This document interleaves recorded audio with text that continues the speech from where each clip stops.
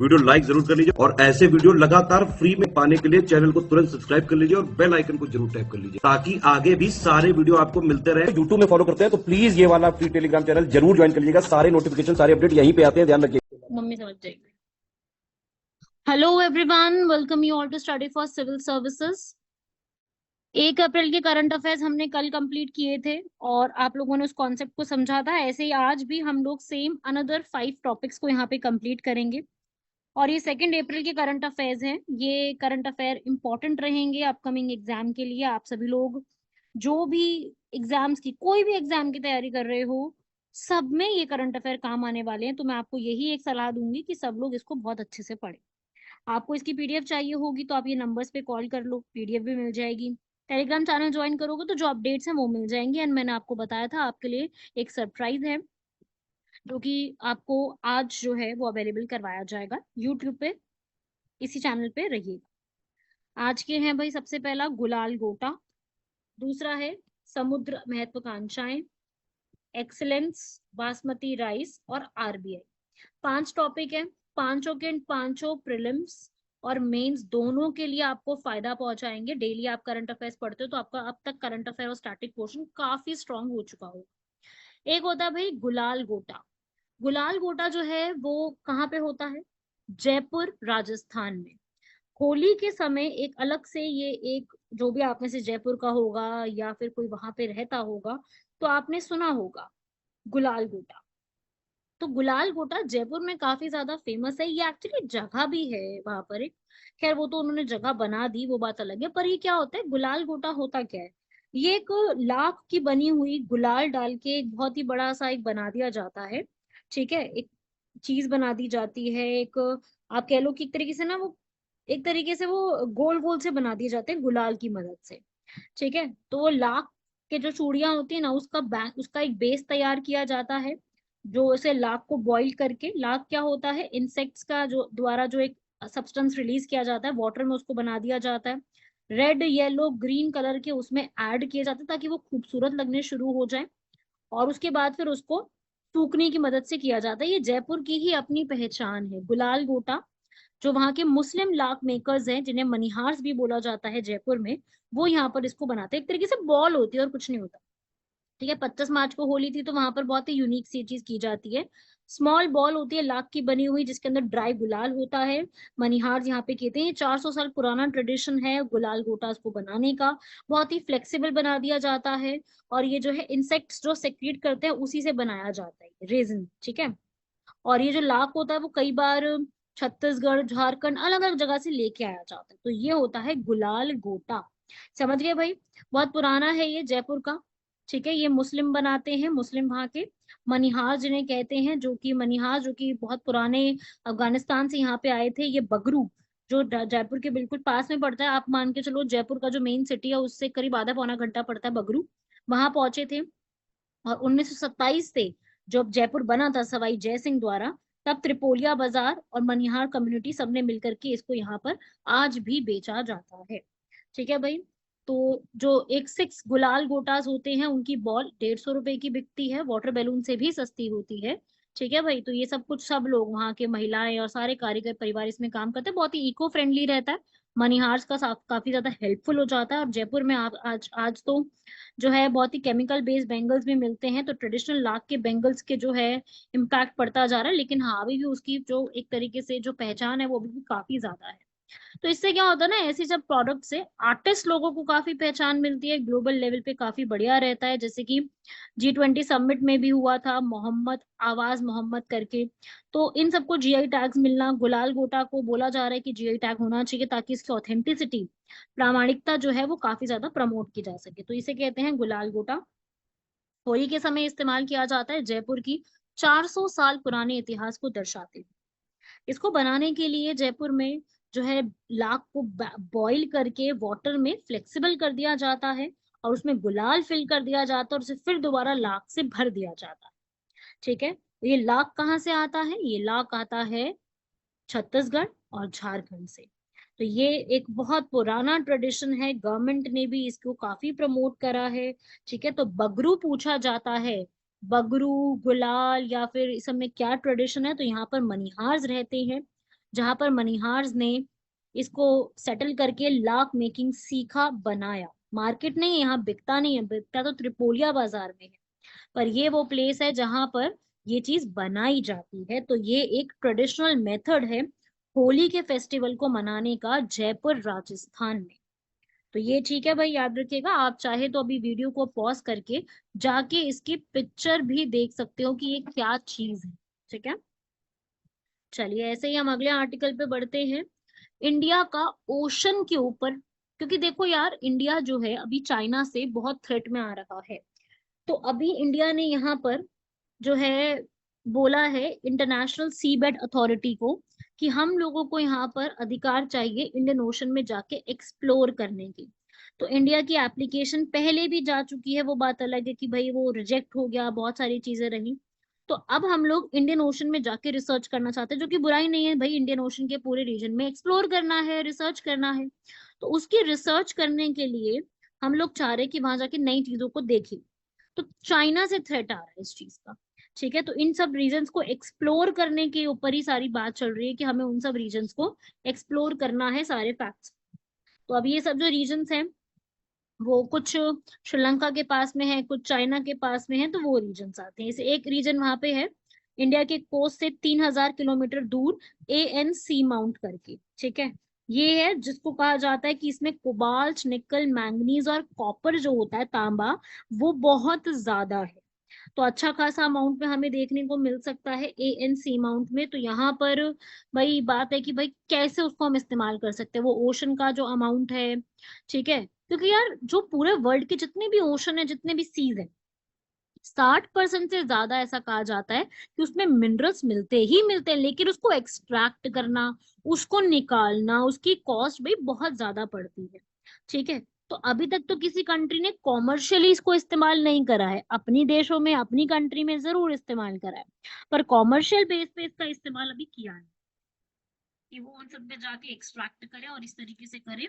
ठीक है, तो ये एक लिमिट तय होती है कि हमें किस एरिया तक हम उसको एक्सप्लोर कर सकते हैं, सी बेड को हम कितने एरिया तक एक्सप्लोर कर सकते हैं।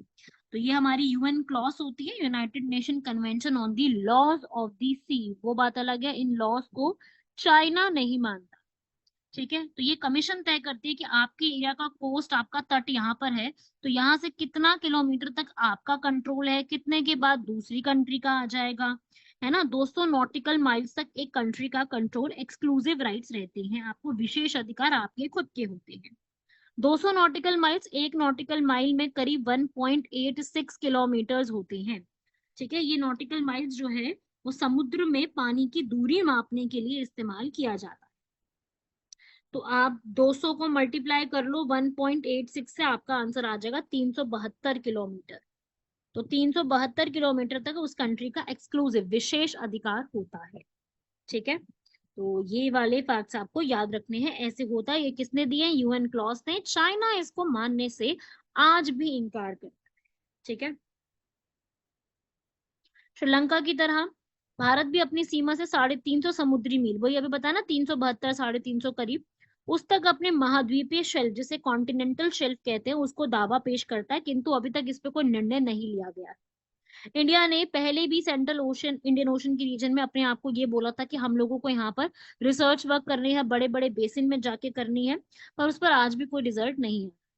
तो इंडिया ने अभी इब्सा में, ठीक है, international forum for seabed, उसमें जो है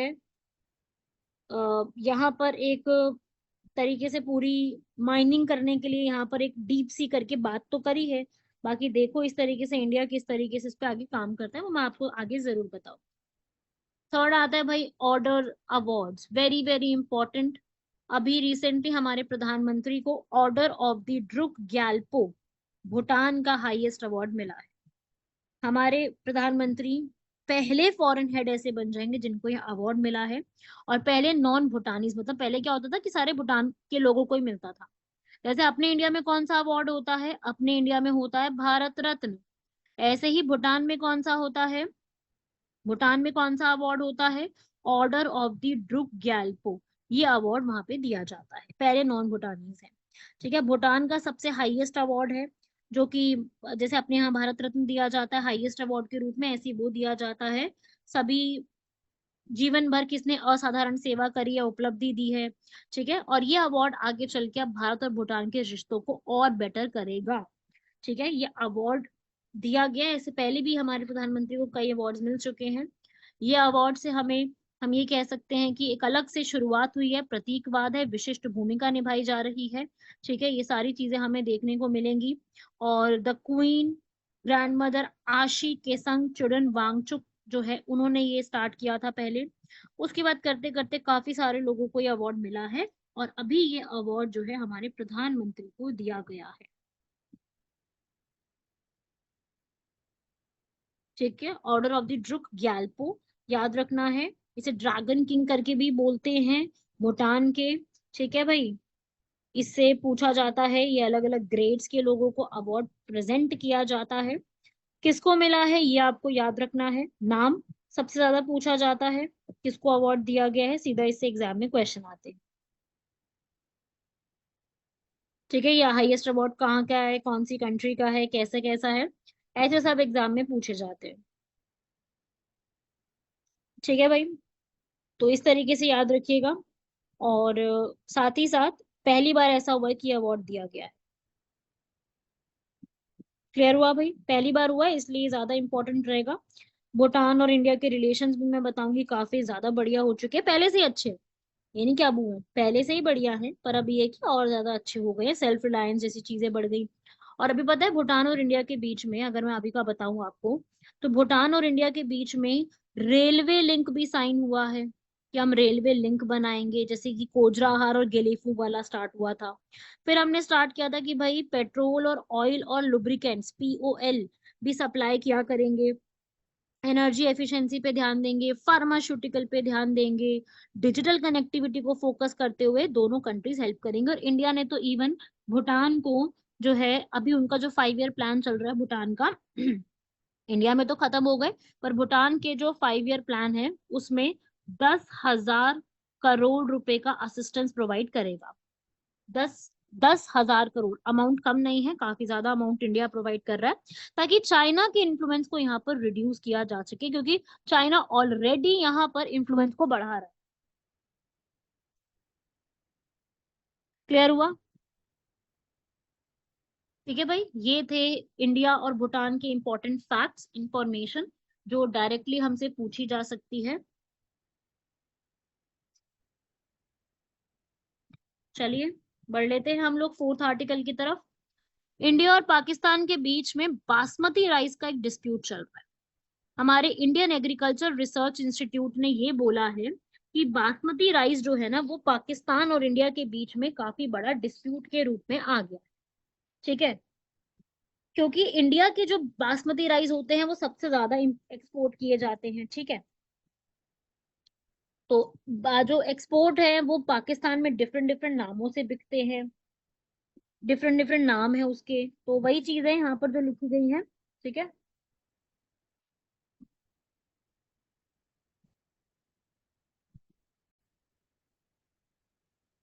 अब बात क्या है इसमें ये समझते हैं। भाई पाकिस्तान ये कह रहा है कि बासमती की जो किस्में हैं, जो भी इसकी वैरायटीज होती हैं, अभी हमारे इंडिया के लोगों ने मतलब वहां पर जो है उसके लिए चेतावनी जारी करी है कि भाई हमारा बासमती राइस जो कि सबसे बड़ा अमाउंट में एक्सपोर्ट किया जाता है, वो अब पाकिस्तान में अलग अलग नामों से बिक रहा है। ठीक है, तो अभी जैसे मैं वैरायटीज की बात करूं कुछ कुछ, जैसे कि पूसा बासमती है, पूसा बासमती 6 PB 1509, ये अलग अलग नाम से पाकिस्तान में बिक रहे हैं। ये जैसे अभी इंडिया में पूसा बासमती 1121 करके है, ये पाकिस्तान में PK 1121 एरोमेटिक करके बिक रहा है। यही ऐसे अलग से ये भी नाम देखो, किसान बासमती करके। ठीक है, अब यूट्यूब वीडियोस भी कई बार दिखाई गई हैं पाकिस्तान में, जो भी दिखाई जाती है वहां पर, उसमें ये जो हमारी वैरायटीज है कभी नहीं दिखाई गई वहां पर। ठीक है, ये सब कभी नहीं बताया जाता उसके अंदर। IRAI ने जो ये बोला है कि भाई जो फार्मर्स हैं वो यहाँ पर इसको काफी ज्यादा उगा रहे हैं, और इसमें दिखाया जाता है कि वो वहां पे इस तरीके से उगाया जा रहा है, लेकिन वो वैरायटी भारत की है यहाँ पर। ठीक है, तो इस तरीके से है। इसमें जो है इंडिया ने भी 2022-23 में बासमती राइस बहुत ज्यादा अमाउंट में एक्सपोर्ट किया है, और 50, और आगे आने वाले समय में ये बहुत ज्यादा आगे भी बढ़ेगा, आप देख सकते हो।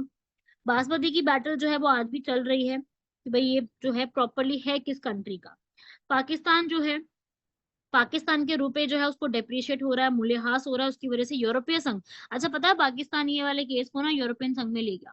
तो पाकिस्तान का जो ये रुपए डेप्रिशिएशन हो रहा है उसकी वजह से जो है ये ब्राउन राइस वहां पे लेके चले गए ये, ठीक है, तो इस तरीके से होने लग गया। पाकिस्तान की कई जगह पे जो है वो अ, मुद्रा लाभ की वजह से कुछ बाजारों में पाकिस्तान का दबदबा है, ज्यादा जगह तो है नहीं पाकिस्तान का दबदबा, ठीक है। तो भाई इस तरीके से अगर कोई भी जो है पाकिस्तान में अगर कोई भी ऐसे बेईमान करके बीच के फर्म को कर चलाता है जो कि भारत के हैं, अगर ऐसा कुछ भी होता है तो उसको वहां पे रोकना चाहिए। डोमेस्टिकली ग्लोबली इस तरह की चीजें नहीं होनी चाहिए। रिसर्च वर्क बढ़ा करके इसमें साइंटिस्ट जो है IARI में, वो थोड़ा सा नई बासमती की वैरायटीज को डेवलप करने की बात करे प्राइवेट सेक्टर के साथ मिलके। और GI का जो कवरेज है वो बासमती राइस को मिला हुआ है भारत के अंदर। दिल्ली के बासमती राइस, हरियाणा के बासमती राइस, यूपी और पंजाब के बासमती राइस को ऑलरेडी GI टैग मिला हुआ है, ऐसा नहीं कि नहीं मिला हुआ। और स्टेट में भी बढ़ाओ इसको, और जगह भी उगता है बासमती राइस तो, और क्वालिटी सही रहे इसकी, ठीक है। फार्मर्स को एजुकेट करो GI टैग के बारे में। पाकिस्तान के साथ इसके ऊपर बात करें वो भाई कि भाई इंडिया की जो बासमती की जो किस्म है, वो बासमती की किस्म जो वहां पे अनाधिकृत रूप से चलती है उसको यहाँ पर रोकने की जरूरत है, ताकि क्वालिटी बनी रहे और हमारा बासमती हमारा ही रहे, ठीक है। तो ये चीजें हैं बासमती के ऊपर। ये था हमारा 4th आर्टिकल। लास्ट आर्टिकल देख लेते हैं हम लोग RBI के ऊपर। RBI का जो है सेल्फ रेगुलेटरी ऑर्गेनाइजेशन, ठीक है, ये ओमनीबस फ्रेमवर्क तैयार किया। ओमनीबस फ्रेमवर्क क्या होता है कि हर कंपनी का, हर जितने भी फाइनेंशियल और टेक्नोलॉजी कंपनी, उनका अपना SRO होगा। SRO मतलब सेल्फ रेगुलेटरी ऑर्गेनाइजेशन।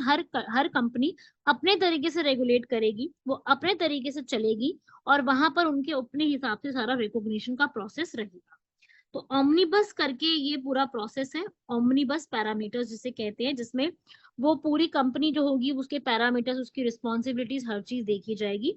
वो RBI ही यहाँ पर प्रोवाइड करेगा, ठीक है। तो RBI ही इस चीज को यहाँ पर चेक रखेगा कि हर कंपनी का अपना SRO होगा।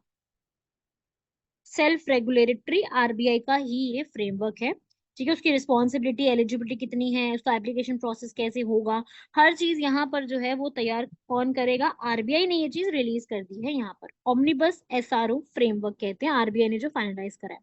इकोनॉमी के लिए इंपॉर्टेंट है, ठीक है। सबके लिए कॉमन एक ऑब्जेक्टिव्स बता देंगे, ठीक है। तो अगर आपको RBI के लिए रिकॉग्नाइज होना है कि भाई आपको RBI की नजरों में कोई भी फाइनेंशियल और टेक्नोलॉजी कंपनी है, वो RBI के उसमें लिस्ट होना चाहती है, तो उसको ओमनीबस फ्रेमवर्क के SRO को फॉलो करना पड़ेगा, ठीक है, अपनी प्रैक्टिसेस को बढ़ावा देने के लिए। अभी भी है ये, ऐसा नहीं कि अभी भी नहीं चल रहा, पर इसमें दोबारा तरीके से इसको बढ़ावा दिया है ताकि और क्रेडिबिलिटी बढ़े, और रिस्पॉन्सिबिलिटी बढ़े, और रेगुलरिटी बढ़े, ठीक है। ट्रांसपेरेंसी, पारदर्शिता देखने को मिले, इंडिपेंडेंस देखने को मिले, और ये पता चले कि भाई ये एक मापदंड है। अब ये मापदंड सबको फॉलो करने हैं। जैसे क्या होता है ना, इलेक्शंस के समय MCC आते हैं, मॉडल कोड ऑफ कंडक्ट, आचार संहिता आता है ना, उसी प्रकार से ये भी लागू किए गए ताकि सबके लिए एक बात कॉमन हो जाए, सबको यही फॉलो करनी है, तो वो एक हिसाब बन जाएगा यहाँ पर, ठीक है। तो ये इन्होंने पूरा किया है। SRO को जो तय करेंगे उसमें 1/3 बोर्ड मेंबर्स, चेयरपर्सन, एसोसिएशन वगैरह वाले रखे गए, फिट और प्रॉपर क्राइटेरिया रखेंगे वो, ह्यूमन रिसोर्सेज पे बात करते हैं, ठीक है। तो ये थे आज के हमारे 5 इंपॉर्टेंट आर्टिकल। ज्यादातर इसमें जो आर्टिकल्स हैं ये आपको इम्पोर्टेंट लगेंगे, तो इसको पढ़ लीजिएगा। बाकी आज का हमारा क्वेश्चन देख लो, वेब ऑफ फेलोशिप, बहुत मजेदार क्वेश्चन है। और आज आप लोगों को एक सरप्राइज भी मिलेगा यूट्यूब पर, 8-9 बजे के करीब एक्टिव रहिएगा, आपको यहाँ पर एक बहुत इंपॉर्टेंट इन्फॉर्मेशन मिलने वाली है, एक्टिव रहिएगा। बाकी आप लोगों से मिलते हैं उसी में ही।